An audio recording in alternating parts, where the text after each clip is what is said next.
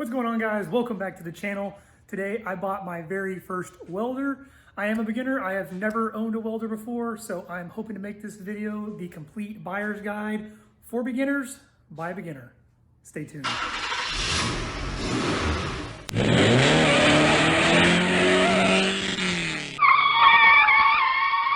For anyone who's not familiar with the channel, I do love Harbor Freight. I get a lot of my stuff there. However, I did do a lot of research on the welders as well as the welding carts and everything else for this before I purchased this. I compared the prices of the welders and the carts online on Amazon, some of the cheaper items, and then I also looked obviously at Miller and Lincoln as well. I am not sponsored by Harbor Freight in any way, but this was the best bang for the buck. I also picked up these Vulcan gloves at Harbor Freight. I found a lifetime coupon to get 20% off any Vulcan accessory. So it won't work on the welders, but pretty much everything else you can get. Another thing I got, and it's not necessary, but I don't want to use flux core wires. I have done some stick welding when I was younger, and I don't want to have to deal with the slag. So I did get this big 125 tank of 75 argon, 25 CO2 for shielding gas. I do have one more thing that I'm waiting on. It should be in the mail today. It is the welding helmet, and I did actually order that one online, and I got it on Amazon. I'm actually going to bust into the cart first because I want to wait to open the welder so that I have the cart to sit it on. And then also I really want to get that tank out of the back of the car and get that thing on the back of this cart. As far as the cart goes price wise, I think it's $200 and I got it on sale for $170. So it was a $30 off coupon. And I didn't go with the Vulcan. They actually have a Vulcan brand one, but it's really expensive. It's like $400. The Vulcan cart was gigantic though. It was made for multiple welders. It had multiple drawers, and I just didn't need something that big in the garage. I compared to a lot of the Miller and Lincoln cabinets and things like that. They did not have anything with drawers like this. That's the one thing that I loved about this is that it had the drawers. I can put any kind of all the consumables and things like that in there. I looked on Amazon too, and I did find a few with drawers, but they were really cheap and the reviews were kind of sketchy. I'm gonna go get the box cutter and get this thing set up.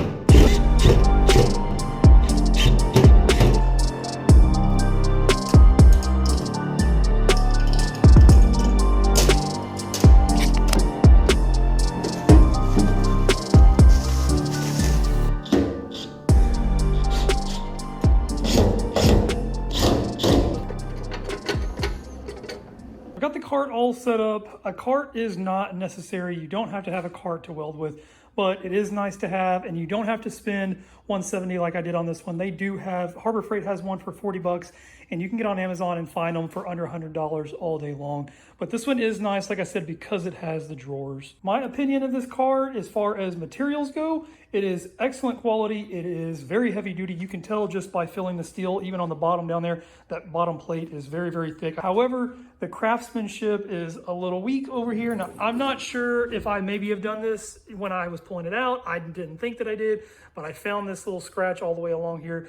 This doesn't really bother me. It's gonna be a welding card. It's gonna get scratches on it, no big deal. Not to mention it's up here by these hooks, so things being hung on here are gonna, scrape along there all the time. Also, I found a lot of these little cut-off rivets. They were stuck to the magnets where the drawers connect in.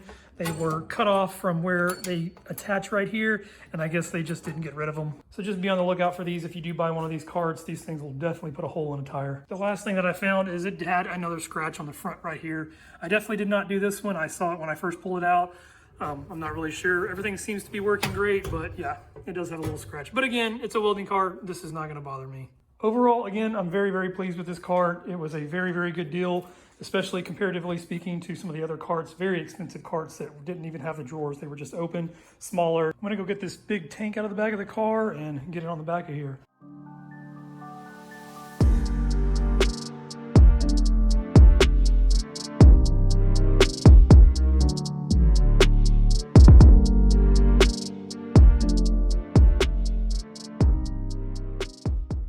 I've got the tank on the back here. This is another thing that you don't have to have. You don't have to have gas to weld. You can use flux core wire to weld, but I have used flux core before when I was in high school, which has been many, many years ago. And that's the only thing I've ever used. I've never used gas before. This tank, I went with a 125 tank. It was probably overkill. Like I said, I am a newbie, so I don't know how long a tank of gas is going to last me, but the salesman told me they had a bunch of different options, all the way from a 20 to like a 200. And the 125, he told me was a pretty popular option. I told him what I was gonna be using it for, and he told me that I could definitely get by with one of the smaller tanks.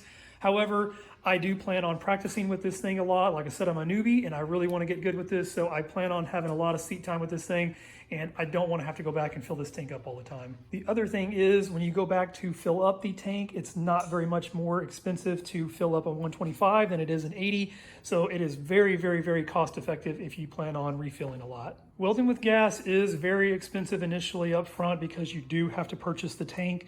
I spent around $300 on the tank, and then it was only around $40 to actually fill this up. It was actually less than, it was like $38 to fill the tank. So the next time I go up there, I don't have to pay for another tank. They'll take this one and give me another one that's already pre-filled, and I just have to pay the $38 for the gas. I'm gonna push this guy back over here and then break into this thing.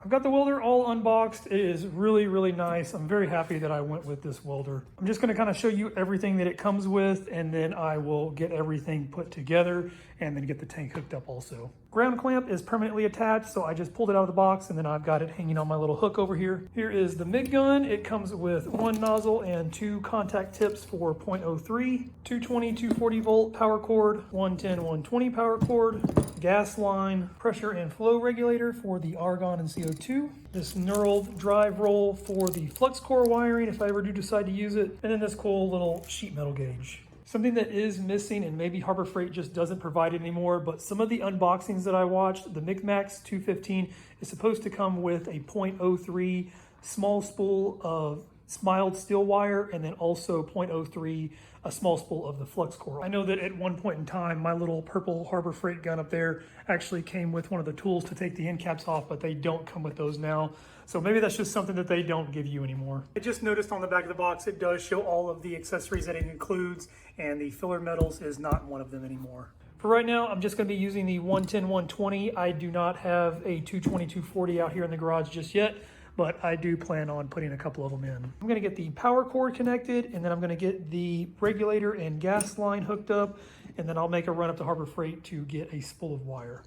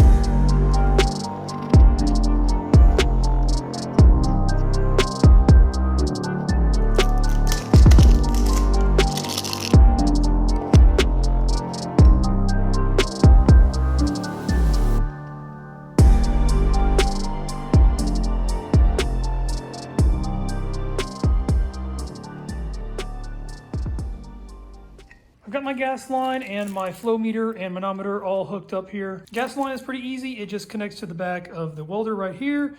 And then I've got it connected into the flow meter right over here on this side. For the tank connection, I did have to use some channel locks. I got a couple of little scratches there, but no big deal. I didn't have a wrench big enough to fit this thing. This regulator is a little weird. I am a respiratory therapist professionally, so I've dealt with 8 cylinders with oxygen and heliox and things like that before, but I've never had a regulator that worked this way. Usually you would open it out to actually release the gas, and then you would close it off to shut it off to the tank.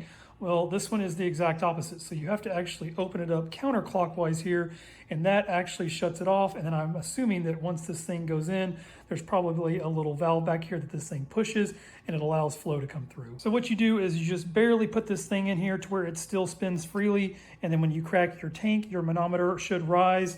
I did it wrong the first time. I actually pushed it all the way in thinking that it was closing the valve, and when I did, my flow meter jumped up really quick. The tank is actually shut off right now. The pressure is slowly dropping, so it will get down to 0. So I am done with all of this. I'm gonna call it quits for today. Brittany has to work tonight, so I am on daddy duty, and then I will catch back up with you guys this weekend. I will get the MIG gun hooked up, go get some wire, and then hopefully be able to lay down my very first weld on this thing. It has been a couple of days. It's Saturday morning. I got my welding helmet in the mail the other day. It's in that box right there, but I'm gonna open it up later. I want to go ahead and get this thing pulled out and get this MIG gun hooked up. I went and got some wire. The wire I picked up is this .030. I went ahead and went with that. I actually wanted to get some .25 also, but they didn't have a 2-pound spool. They only sold it in a 10-pound spool.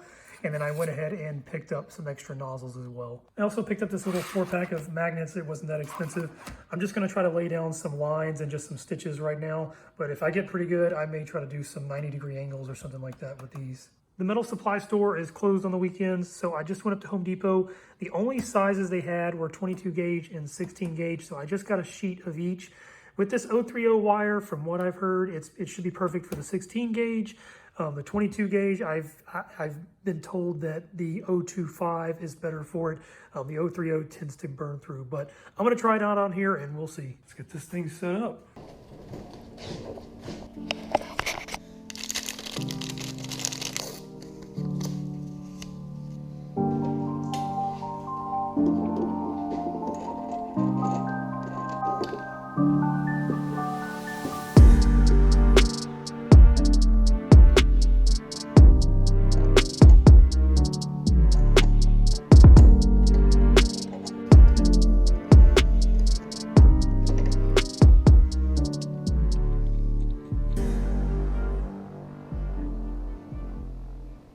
It's interesting to know that these guides, if you aren't aware, the reading on the outside is actually for the opposite side. So right here you can see it's .03 and .035.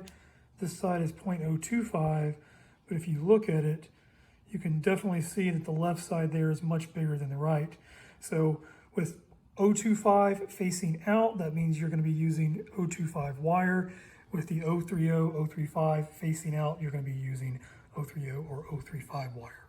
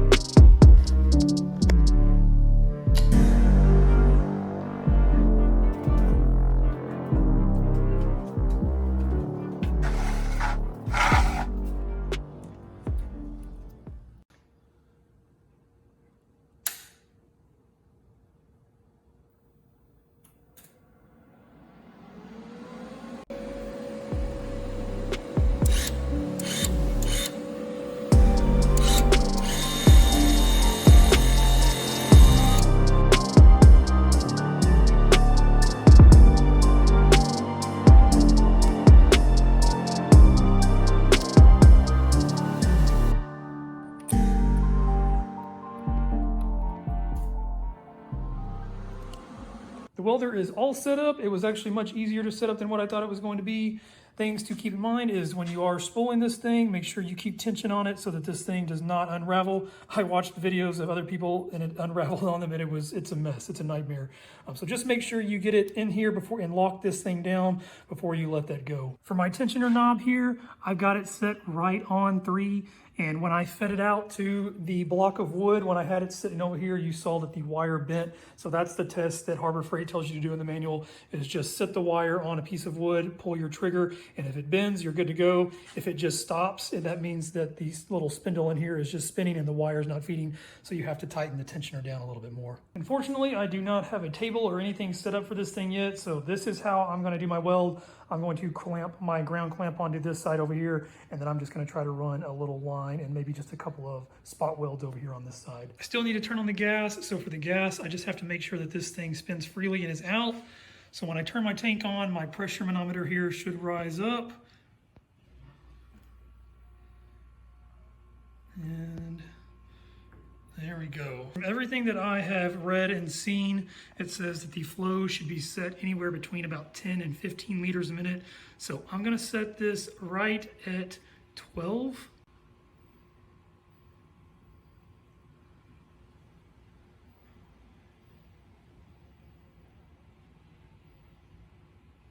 Perfect. Gas is good to go. I need to open up my helmet still.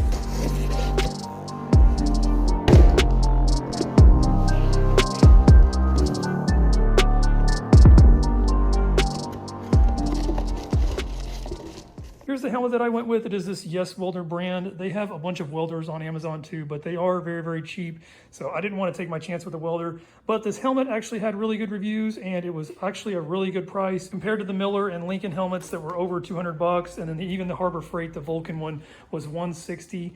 This thing was $90 shipped. It also came with a couple of extra lenses and a battery. I'm gonna try out the 22 gauge first. It actually does not recommend that you use the .03 wire for 22 gauge, but it does say that you can use it for 18 gauge, and they recommend the wire speed set on B and then the material thickness set at 1.5. So since those settings are for 18 gauge, what I'm going to do is just go ahead and turn it all the way down, and then I'm going to turn this one all the way down as well to A, and then I'm going to start with that and then go from there. For 16 gauge, it should be much easier. It has exact settings on here for that.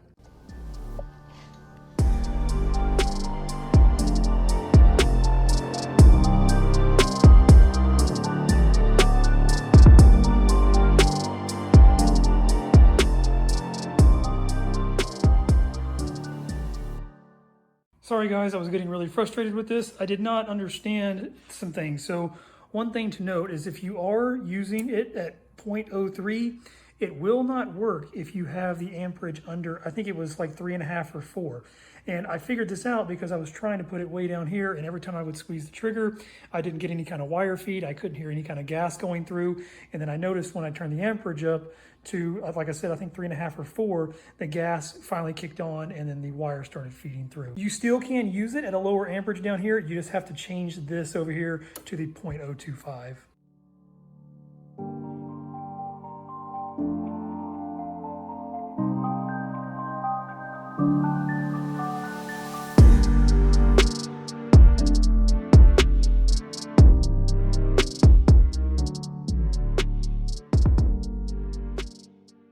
I've got my first welds done on this 22 gauge, and I'm actually pretty proud of myself. I tried to do a little stitch weld here and it blew through. I figured it would. So over here, I just did spot welds. So I started over here and just did one, and I did one here in the center and then one on the outside, and then just kept trying to go until I connected them. And then if you flip it over here, it actually had pretty decent penetration. These back ones did really, really good. Over here, I started to kind of blow through again. But again, this is pretty hard metal to work with. For not touching a welder in over 15 years, not too bad. I've said a ton of times already, I am a newbie at this. So if there are any experts out there, please critique this. Let me know what I could change up. If anybody has any suggestions, please leave comments. I'm gonna go grab the 16 gauge and make some setting changes and then try it out on that.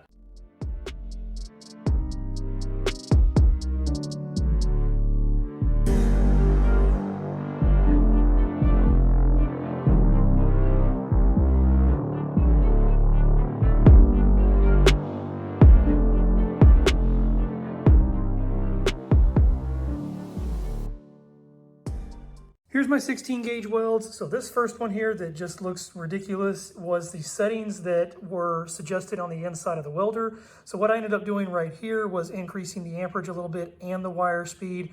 Over here, I dropped the wire speed a little bit, I believe. And then I think this last one over here is where I finally ended up. I think it's, yeah, there's some contaminants in there, but this one definitely came out the best. And then when I flip it over here, it's pretty decent penetration. It's not bad at all. Definitely still need a lot of practice. Overall, I could not be happier with the welder. I could not be happier with the entire setup. For me, somebody who has very, very minimal welding experience, and that experience being a long time ago, I was able to purchase this thing and then right out of the box, you know, be able to lay down a few welds. But for the money, I'm sure a professional could really get some great use out of this thing.